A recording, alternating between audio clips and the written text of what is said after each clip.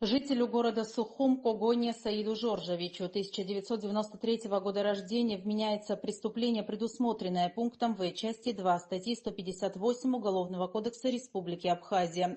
Последний, находясь по улице Гулия у центрального рынка, похитил денежные средства из автомобиля потерпевшего, при этом был застигнут на месте преступления.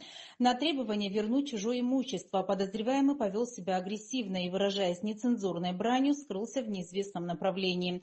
По данному факту следственным отделом УВД по городу Сухум возбуждено уголовное дело. В результате проведенных оперативно-розыскных мероприятий подозреваемый задержан в селе Кутол сотрудниками уголовного розыска столичного УВД совместно с коллегами Очимчирского райотдела. В ходе дальнейших оперативных мероприятий при осмотре территории домовладения в селе Кутол, где скрывался и был задержан Саид Когоне, сотрудники уголовного розыска УВД по городу Сухум и отдела внутренних дел по Очимчирскому району обнаружили насаждение растений со специфическим запахом, предположительно запрещенных к возделыванию на территории Республики Абхазия наркосодержащих растений конопли.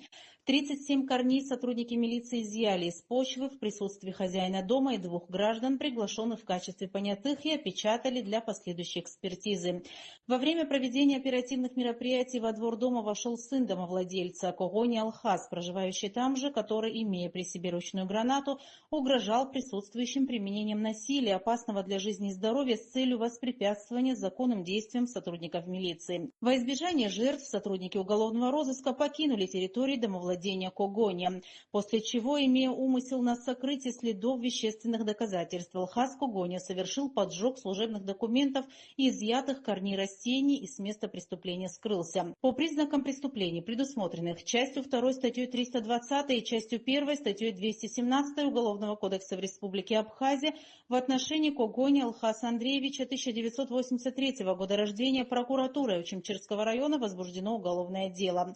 В ходе следственно-оперативных мероприятий последний сдался правоохранительным органам. При личном досмотре задержанный добровольно выдал ручную оборонительную гранату F1 с запалом. Последний санкционирован к содержанию под стражей. Расследование продолжается.